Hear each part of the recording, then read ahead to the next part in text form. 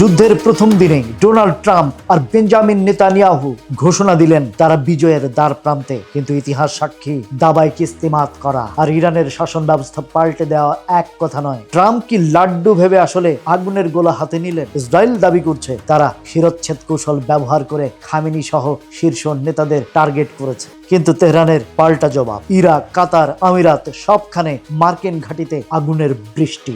নেতৃত্বের ক্ষতি হলেও প্রতিরোধ ক্ষমতা এক চুলও নড়েনি। আর সবচেয়ে ভয়ঙ্কর তথ্য হলো, বিশেষজ্ঞরা বলছেন এই হামলা ইরানকে উত্তর কোরিয়ার পথে ঠেলে দিচ্ছে। তাদের হাতে এখন 440 কেজি উচ্চ সমৃদ্ধ ইউরেনিয়াম আছে, যা দিয়ে 10টি পারমাণবিক বোমা বানানো সম্ভব। কিন্তু ট্রাম্প তো বলেছেন তিনি স্থল সেনা পাঠাবেন না, আকাশ থেকেই সব গুড়িয়ে দেবেন। আকাশ থেকে ঘর ভাঙ্গা যায়, চেতনা যায় না। ইরানের বর্তমান সরকার যদি এই ধাক্কা সামলে টিকে যায়, তবে তারা বোমা বানিয়েই ছাড়বে। ট্রাম্পের এই অল আউট গেম তো শেষ পর্যন্ত হিতে বিপরীত হতে পারে।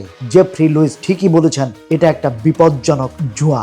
যুদ্ধ যদি দীর্ঘায়িত হয় আর ইরান যদি পারমাণবিক শক্তিধর হয়ে ওঠে, তবে কি এই সহজ জয়ের স্বপ্ন ডোনাল্ড ট্রাম্পের রাজনৈতিক ক্যারিয়ারের শেষ অধ্যায় হয়ে থাকবে? আপনারা কি মনে করেন? যুদ্ধ কি কোনোদিন শান্তি আনে, নাকি নতুন কোনো ধ্বংসের বীজ বুনে দেয়? কমেন্টে জানান মতামত।